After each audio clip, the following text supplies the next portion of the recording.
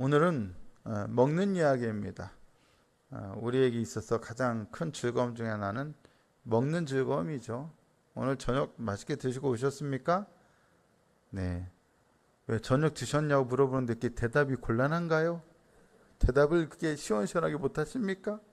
네. 어쨌든 드신 분들은 맛있게 드셨을 거고 못 드신 분은 집에 가서 또 늦은 시간이니까 거하게는 아니더라도 꼭 요기를 하시기 바랍니다. 저도 먹는 거를 좋아합니다. 잘 먹습니다. 곤란한 질문은 목사님은 무엇을 좋아하냐고 묻는 질문입니다. 이거 굉장히 곤란한 질문입니다. 무엇을 좋아하냐고 하는 순간 성도들은 다 그것만 사줄 겁니다. 저는 그것만 먹고 다녀야 합니다. 제가 고등학교 때 저희 집에서 저희 어머니가 중학교 때였나 고등학교 때였나 기억은 정확하게 안 납니다만 카레를 한번 해주셔서 맛있다고 했더니 우리 어머니가 주구장창 일주일 동안 카레만 주셨습니다. 성도님들은 참 순수해서 누가 목사가 뭐 좋아한다고 하면 굉장히 대접하고 싶은 마음이 있지 않습니까? 근데 사실 먹는 것만큼 인간에게 큰 즐거움은 없습니다. 오늘 본문은 먹는 거와 관련되어 있습니다. 근데 무엇을 먹느냐? 음식이 아니죠. 두루마리입니다. 두루마리. 여기서 두루마리로 묘사되어 있지만 사실 두루마리는 뭐예요? 오늘날로 치자면 책이죠, 책. 여러분 책을 드셔보셨습니까? 책을 먹어본 적은 없어요. 문자 그대로 우리가 책을 먹어볼 일이 없지요. 예전에 저 고등학교 시절에는 막 전설적인 그런 이야기들을 할 때 어떤 사람은 학생은 너희들 선배 중에는 어떤 사람은 막 영어 공부를 하는데 영어 단어를 외우는데 사전체 외운다면서 사전 한 페이지를 한 장을 쭉 다 외우고 그러면서 뭐하냐? 그 사전 그 부위를 찢어서 먹었다 이거야. 그렇게 공부했다 이거야. 너희들도 그렇게 공부하라 이거야. 그렇게 공부했으면 제가 아마 탈나서 제대로 공부 못했을 것 같습니다. 여러분 책을 먹는다는 것은 그냥 문자적인 의미는 아니겠죠. 당연히 상징적인 의미입니다. 오늘 본문을 보면 하나님께서 세례 요한이 아니죠. 사도 요한에게 이 두루마리를 갖다 먹으라고 하셨습니다.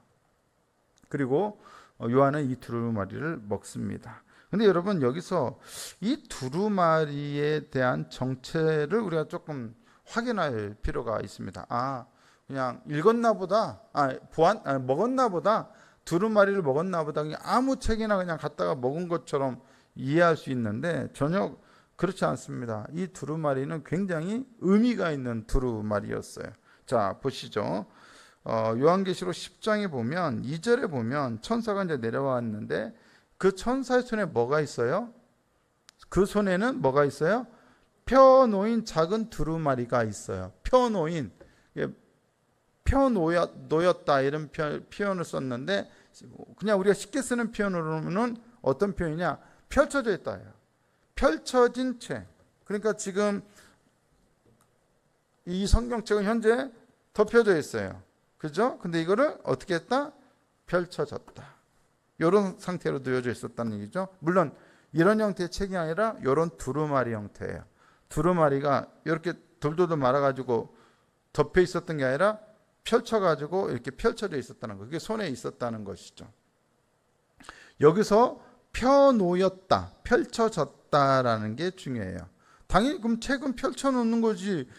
그래서 그래야 읽는 거지. 너무 당연한 건데 여러분 두루마리가 여기에 나오는 이 두루마리 천사의 손에서 펼쳐진 이 두루마리는 도대체 어떤 두루마리이냐라고 할 때 학자들마다 약간의 의견은 다르지만 제가 연구를 해본 결과 이 두루마리는 요한계시록에서 굉장히 중요한 두루마리예요. 왜 그런가 하면 요한복음 5장에 보시면 하늘에 뭐가 있어요? 보좌에 앉으신 이의 손에 뭐가 들렸어요? 두루마리가 들렸어요. 근데 이 두루마리는 어떤 상태예요? 인으로 봉해져 있어요. 근데 그 누구도 아무도 이 인으로 봉해진 두루마리에서 인을 뗄 수 있어요, 없어요? 못 떼요. 그러니까 그걸 못 뗀다고 하니까 요한이 그걸 보고 어떻게 했어요? 울어요. 그러자 천사가 울지 마라 하면서 누가 있다고 말해요? 죽임당하신 어린 양이 인을 떼기에 합당하다. 자, 그러면서 예수님께서, 어린 양께서 인을 하나, 둘, 몇 개까지 떼요? 7개까지 떼요. 그러면 이 두루마리의 인이 다 떼어졌으면 이 두루마리는 이제 어떻게 되는 거예요? 펼쳐지게 되는 것이죠. 근데 여러분, 중요한 거, 이 두루마리를 뗄 자격이 어린 양에게 있는데 그 어린 양이 이 두루마리를 뗄 자격을 무엇 때문에 얻게 되었어요? 무엇 때문에요? 죽임 당하셨기 때문에. 죽임 당하신 분이었기 때문에 이 두루마리에서 인을 떼기에 합당한 분이 되었어요. 그리고 인을 떼었어요. 자, 인을 떼었으면 그 책이 펼쳐질 수가 있겠죠. 그러면 그 책을 펼칠 수 있다는 얘기는 그 책을 읽을 수 있다는 얘기예요. 그리고 우리가 잘 아는 대로 그 책, 그 두루마리에 있는 내용은 뭐예요? 하나님의 통치가 이 세상에 확립되는 것과 관련된, 하나님의 주권과 관련된 내용이에요. 하나님의 통치가 이 땅에 확립되기 위해서 하나님은 당신의 백성을 구원하시고 한편으로는 당신의 통치에 끝까지 거부하는 자들을 심판하신다는 내용이 여기에 있어요. 이 두루마리를 손에 들고 있는 이 천사는 지금 어떤 상태냐? 한쪽은 바다를 밟고 있고 한쪽은 땅을 밟고 있어요. 바다와 땅을 다 밟고 있어요. 밟고 디디고 서 있어요. 성경의 표현에서 뭔가를 발로 밟고 디디고 있다는 얘기는 무엇을 상징하냐? 그것에 대한 주권적인 권세를 갖고 있다는 의미예요. 그러니까 지금 바다와 땅이라는 표현은 결국은 쉽게 말하면 온 세상을 가리켜요. 온 세상을 밟고 있다는 얘기는 온 세상에 대한 통치권, 주권을 갖고 있다는 얘기예요. 지금 하나님의 대리자로서 천상의 천사가, 힘센 천사가 밟고 있다는 얘기는 사실 그 천사는 하나님의 대리자니까 누가 이 모든 세상의 주권을 갖고 계세요? 하나님이 갖고 계시죠. 그리고 이 책에 써 있는 내용은 바로 하나님께서 이 세상을 어떻게 통치하시고 다스리시고 이 세상의 모든 것들을 어떻게 완성하실 것인가에 대한 세상의 모든 역사 진행 과정에 관한 하나님의 주권적인 통치에 대한 내용이 여기에 다 기록되어 있어요. 자, 그것이 펼쳐졌고 이제 예수님께서 어린 양 되신 분께서 그것을 다 뗐기 때문에 그걸 볼 수가 있게 되었어요. 그러자 어떻게 뭐라 말씀하십니까? 요한에게 가서 책을 가져와라. 갔다가 먹으라고 했어요. 그리고 먹으라고 하면서 뭐라고 말해요? 말씀하셔요. 너희 입에는 달 것이다. 그러나 배에서는 쓸 것이다. 쓰다는 얘기는 뭐예요? 고통스러울 거라는 얘기예요. 괴로울 거란 얘기예요. 단지 소화불량에 걸렸다는 그런 의미는 아니지 않겠습니까? 여러분, 왜 말씀이, 이 책이, 두루마리가 입에서는 단데 속에서는, 왜 뱃속에서는 쓸까요? 오늘 우리는 바로 그 부분에 대해서 같이 생각해 보고자 합니다. 하나님의 말씀은 우리에게 꿀같이 답니다. 이유는 뭘까요? 하나님의 말씀은 우리에게 구원의 은혜가 무엇인지를 알려주기 때문입니다. 하나님의 말씀을 통해서 우리는 구원이 무엇인지를 알게 되었고 우리가 구원받은 하나님의 자녀라는 사실을 알게 됩니다. 우리 모두 구원에 대하여, 하나님의 은혜에 대하여, 하나님의 축복에 대하여, 하나님의 그 사랑하심에 대하여 알게 됩니다. 굉장히 꿀같이 답니다. 너무 답니다. 대학교 1학년 때 선교단체에서 제자훈련 받으면서 성경 공부를 하고 또 전국 대학생 수련회를 참석해서 은혜를 크게 받았습니다. 어릴 때부터 유치원 때부터 교회를 다녔지만 특별히 또 수련회도 열심히 따라다니면서 은혜 받는다고 했는데도 말씀이 내 속에 딱 들어와 가지고 내 속을 변화시켰다라는 것을 경험해 본 적이 없었는데, 특별히 대단한 말씀도 아니었는데 말씀이 딱 들어와서 완전히 변화되었다는 느낌, 인격적으로 예수님을 만났다는 느낌을 갖게 되었습니다. 너무 은혜로운 거예요. 그래서 제가 그때 여름 수련회 때 목회를 서원했어요.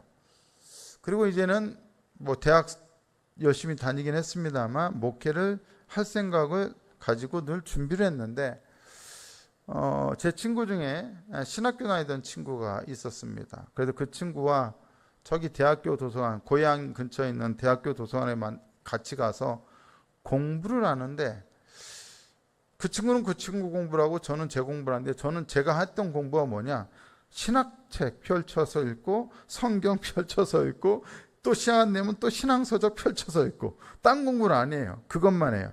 그랬더니 그 친구가 저에게, 야, 꼭 누가 보면 네가 신학생 같고 내가 그냥 일반 대학생 같겠다, 그런 얘기를 해요. 그때 당시에는 말씀이 너무 꿀같이 달아요. 너무 좋았어요.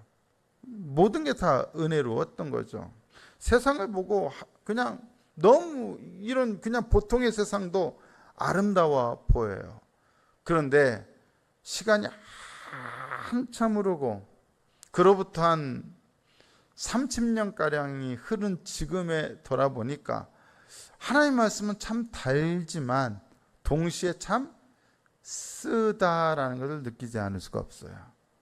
그때 받은 은혜 때문에, 너무 좋은 은혜 때문에, 기가 막힌 은혜 때문에 목회를 하게 되었지만 그것은 결코 쉬운 과정은 아니라는 것을 경험하게 되는 것이죠. 여러분, 왜 말씀이 달면서 쓰냐? 이제 이 말씀을 가지고 요한은 예언을 해야 합니다. 근데 여러분, 요한보다 먼저 두루마리를 먹었던 선배가 있어요. 훨씬 한참 전에 두루마리를 먼저 먹었던 선배가 있어요. 누구예요? 에스겔이에요. 에스겔 선지자. 에스겔 선지자는 에스겔 2장과 3장을 보면 먼저 먹었어요. 근데 거기서는 꿀같이 달 것이다라는 말만 나오고 쓰다는 말은 나오지는 않아요. 하지만 에스겔이 그거를 먹고 이제 이스라엘 백성들에게 예언을 하는데, 이스라엘 백성들이 그 예언의 말씀을 들어요, 안 들어요? 안 들어요. 이럴 때는 안 들어요 하면은 어감이 안 살아나요. 안 들어 먹어요. 귀가 어떻게 됐어요? 꽉 막혔어요. 이때 또 어감이 살아나잖아요. 이때는 귀가 그냥 꽉 막혔다고 하지 말아야 돼요. 뭐라고 말해야 돼요? 귓구녕이 막혔다라고 해야 돼요. 죄송합니다. 너무 과격한 표현을 써서. 어쨌든 여러분, 그 정도로 사람들의 마음이 어때요? 마음이 굳었어요. 에스겔 선지자의 말을 듣지를 않아요. 그들의 이마는 아주 돌같이 굳어버렸대요. 마음도 굳었고 목은 곧았어요. 아무리 떠들어대고 아무리 외쳐도 안 들어요. 에스겔 선지자의 그 선지 활동이 어땠을까요? 즐겁고 룰루랄라 행복했을까요? 아니에요. 너무 괴로워요. 이사야도 그랬고, 그리고 예레미야도 그랬어요. 하나님 말씀 선포하면 듣고 은혜 받고, 내가 잘못했구나 회개하고 돌아와야 하는데 아니라는 거. 오히려 예레미야에게는, 또 이사야에게도, 야, 예언하지 마. 왜 우리한테 왜 안 좋은 얘기만 해? 아름다운 말만 해. 아름다운 말만. 좋은 말 놔두고 왜 이렇게 경고하고 심판에 대한 얘기하고 왜 이렇게 무서운 얘기만 하는 거야? 입 닫아. 그럴 거면 입 닫아. 그러면서 예레미야는 막 때려요. 얻어 터지고. 그래서 이사야는 아주 유명한 말 하잖아요. 그들이 눈은 있어도 보기는 보아도 보지 못하고 듣긴 들어도 듣지 못한다. 중요한 것은 패역한 이스라엘 백성들, 하나님 앞에 반역한 이스라엘 백성들에게 아무리 외쳐도 그들이 안 돌아와요. 오히려 그 말씀을 선포하는 자를, 더 선지자를 공격해요. 씁니까, 안 씁니까? 굉장히 씁니다. 굉장히 씁니다. 마찬가지예요. 지금 요한은 누구에게 외쳐야 돼요? 모든 대상이에요. 모든 대상. 일단 교회에다 외쳐야 돼요. 교회에다 외치는데 이 교회 중에 지금 어떤 사람들이 있어요? 우상 숭배와 타협해요. 영적으로 타협하는 사람들이 있어요. 니골라당을 따르고 이세벨을 따르고 자꾸 타협해요. 짐승과 우상이 절하려는 사람들이 생겨요. 그러지 말라고 하는데 그런 사람들이 그걸 쉽게 고쳐야 안 고쳐요? 안 고쳐요. 또 세상 사람들, 지금 로마 황제가 신이라고 경배하고 절하는 사람들에게 아니라고 예수님만 하나님이고 예수님께만 그리스도만 주님이라고 절해야 한다고, 그분께만 절해야 한다고 해도 들어야 안 들어요? 안 들어요. 그리고 오히려 어떻게 해요? 박해를 해요. 교회를 박해를 해요. 써야 안 써요? 무진장 쓰다는 거예요. 지금 요한은 어디가 있어요? 반모섬에 있어요. 뭐 때문에? 말씀을 증거하는 것 때문에. 유배 때문인지 아니면 스스로 거기 피해 들어간 건지는 정확하게 알 수는 없지만 중요한 것은 그리스도의 말씀을 증거하는 그것 때문에 반모섬에 들어가 있게 되었다는 거예요. 쓰다는 거예요. 하나님의 말씀은 세상을 구원하는 말씀이고 능력의 말씀이지만 그 말씀대로 살고 그 말씀대로 증거하는 삶은 결코 쉽지 않다라는 거예요. 그렇습니까? 안 그렇습니까? 그래요. 근데 여러분, 여기에 놀라운 비밀이 있어요. 여기에는 비밀이 있다고 그랬어요. 자, 그리스도께서 이 두루마리의 인을 떼기에 합당한 분이 되었어요. 근데 그것은 무엇 때문이라고요? 그분이 죽임 당하심으로써, 고난 당하심으로써 세상의 모든 주권을 확보하게 된 것이죠. 그리고 죽임 당하신 분이 되었기 때문에 세상을 심판하는 심판주가 되실 수가 있었습니다. 여기에는 어떤 비밀이 있어요? 고난 당함으로써 결과적으로 어떻게 된다? 승리한다는 역설적인 비밀이 있어요. 오늘날 우리 그리스도인들이 이 비밀을 알아야 하는데 이 비밀을 머리로는 아는데 가슴으로 깨닫지를 못해요. 그래서 조금만 힘들면 어떻게 해요? 피해 가려고 그래요. 근데 그리스도께서 이 두루마리를 떼기에 합당하신 분이 될 수 있었던 것은 고난이라고 하는 과정을 통해서 그게 가능했던 것처럼 오늘날 그리스도인들의 승리의 비결도 사실은 어디에 있느냐?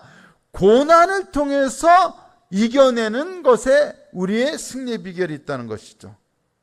역설적으로 이런 표현을 어떤 신학자가 해요.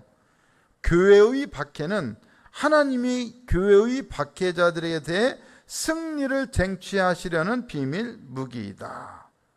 또 어떤 표현이 있느냐? 교회의 박해와 패배는 그리스도인들의 부활과 원수들의 패배로 이어지는 수단이다.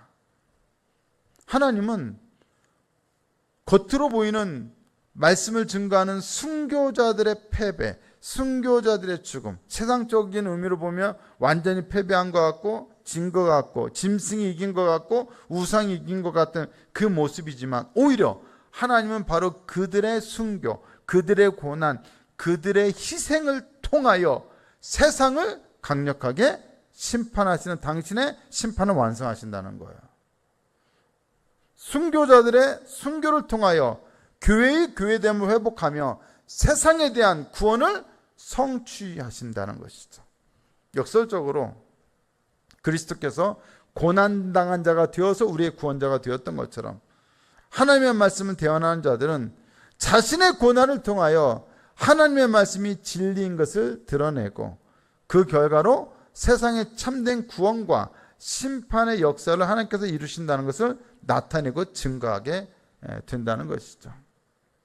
오늘날 우리 그리스도인들이 바로 이 부분에서 이 비밀을 알아야 하는데, 이 역설적인 비밀을 알아야 하는데 이 역설적인 비밀을 놓치고 있다는 거예요. 그저 신앙이 우리 복 받는 것, 은혜 받는 것, 나 잘 되는 것만 관련되어 있다고 생각해요.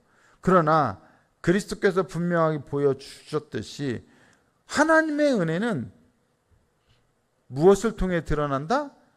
고난을 통해 드러난다는 거예요. 고난 없이 성장한 사람 없고, 고난 없이 영적인 진리를 깨닫는 사람 없고, 고난 없이 진정한 하나님의 섭리를 깨닫는 자가 없습니다. 사랑하는 성도 여러분, 여기서 바로 이 말씀을 먹는 자가 입에는 다나 배에서는 쓸 수밖에 없는 이유가 바로 그것 때문이에요. 자, 사도 요한은 이 두루마리를 먹고 나서 앞으로 계속 무엇을 선포하고 무엇을 예언해야 돼요? 세상의 심판에 대해서 예언해야 돼요. 심판을 예언하는 게 좋은 일입니까? 즐거운 일입니까? 결코 유익하지 않아요. 기쁘지 않아요. 그러나 심판에 대해서 말해야 돼요. 그리고 심판에 대해서 말하면 사람들이 듣기 좋아합니까? 싫어하죠. 예언사역이 결코 쉽지 않죠. 고난이죠. 하지만 그것을 통해서 하나님의 뜻이 누군가에게는 선포되고 누군가는 그것을 듣고 회개하고 누군가는 그것을 통하여 하나님께로 돌아오게 된다는 것입니다. 오늘날 그리스도인들의 고난 없이 희생 없이 헌신 없이 하나님 나라가 이 땅 가운데 이루어질 수 없습니다. 그리스도의 희생을 통하여 우리가 구원받게 되었듯이 이제 작은 예수로서 우리의 희생을 통하여 그 누군가가 또다시 어떻게 됩니까? 구원받게 되는 것이죠. 오늘 우리들이 이 시간에 우리들만을 위해서 기도하는 것이 아니라 그 누군가의 고통당하고 어려움당하는 누군가를 위해 기도할 때 그런 우리의 대단한 헌신과 대단한 고난은 아닐지라도 이 시간을 떼어서 그들을 위해서 기도할 때 그 누군가는 우리의 기도를 통하여 회복의 역사를 경험할 수 있게 될 것입니다. 사랑하는 성도 여러분, 고난 없이 그리스도의 증거, 그리스도인들의 증거 사역은 결코 이루어질 수 없습니다. 선교지에서 살아보니까 제가 느끼는 건 그거예요. 선교사님들이 참 대단하다, 애쓴다. 제가 요르단에서 만났던 선교사님 중에는 일반 사회적으로 봐도 직업이 괜찮았던 분들이 제법 많았어요. 의사인데 의사를 관두고 선교하러 온 사람이 있어요. 평신도 선교사들이 있었어요. 사업 잘하던 사람도 사업 다 그만두고 선교하러 오겠다고 가진 것 없이 그냥 빈털터리로 온 거예요. 제가 만났던 선교사 중에 한 분은 코카콜라 한국 부사장까지 지냈던 분인데 다 내려놓고 선교하러 오겠다 온 분도 있어요. 사업한 사람, 교사한 사람, 약사하던 사람 다 내려놓고 집 팔고 다 재산 처분하고 그냥 선교하러 와가지고 그 고생하면서 살아가는 것을 봐요. 그런데 인간적으로는 이들은 고난이에요. 고통이에요. 쉽지 않아요. 써요. 근데 그들의 그 쓰디쓴 헌신을 통하여 그 땅의 영혼들이 그리스도를 만나고 알게 된다면 그 고난은 승리가 되는 것이죠. 이와 같이 오늘날 우리들의 누군가의 고난을 통하여 그리스도의 복음이 드러나는 일, 그 일을 위하여 하나님은 그 말씀을 두루마리를 우리에게 갖다 먹으라고 말씀하시는 거예요. 야, 말씀 먹으니까 너무 은혜로워 기가 막혀. 단맛만 아는 사람은 역시 아직 말씀의 맛을 다 모르는 거예요. 우리가 입맛이요, 초딩 입맛이라고 하잖아요. 보통 단 거 이런 것만 좋아하는 사람들은 아직 애기 입맛이에요. 근데 음식이라고 하는 게 어디 단맛만 있습니까? 인스턴트 음식은 너무 자극적인 음식 맛이지만 우리나라 전통 음식 깊이 우러내야 하는 그런 국물 음식 같은 거는 오랜 시간 우려내야 하잖아요. 그 맛은 어린애들은 몰라. 근데 어른들은 그걸 알거든요. 그러니까 먹을수록 좋은 거죠. 마찬가지예요. 우리가 쓴맛, 단맛, 신맛 모든 맛이 다 종합적으로 어우러져서 하나의 맛있는 음식을 만들고 먹을 수 있는 것처럼 하나님의 말씀의 맛은 단맛만 있지 않아요? 쓴맛도 있어요. 근데 그것을 우리가 먹어야 돼요. 말씀을 먹었다면 우리 인생에 단맛도 있어야 하고 쓴맛도 있는 겁니다. 자꾸 단맛만 따지니까 기독교가 능력을 상실하는 것이죠. 우리의 삶에 말씀으로 인한 쓴맛, 고난, 희생 있다면 여러분 그것을 감사함으로 여기십시오. 그리고 그것 때문에 여러분의 삶도 달라지지만 분명히 누군가가 여러분의 고난과 헌신을 통하여 달라지는 삶을 살게 될 것입니다. 오늘 우리는 그러라고 이 말씀을 먹으라고 하는 하나님의 말씀을 듣습니다. 아멘이십니까? 이제는 여러분 단맛과 함께 쓴맛도 있다라는 사실을 분명히 하셔야 돼요. 왜 인생이 이렇게 써? 그러면서 예수를 믿는 것을 회의하고 의심하고 그러시면 안 돼요. 예수를 믿기 때문에 오히려 우리 삶에 쓴맛도 있을 수 있다는 걸 인정할 때 오히려 이 고난을 주신 이유는 이 고난 속에서 하나님의 놀라운 은혜가 드러나게 하시려는가 보다 하고 여러분들이 믿고 의지하게 된다면 반드시 때가 되면 놀라운 역사가 일어나게 되리라 믿습니다. 아멘. 오늘 그 사실을 믿고 말씀을 먹으십시오. 강단에서 선포되는 말씀을 먹으십시오.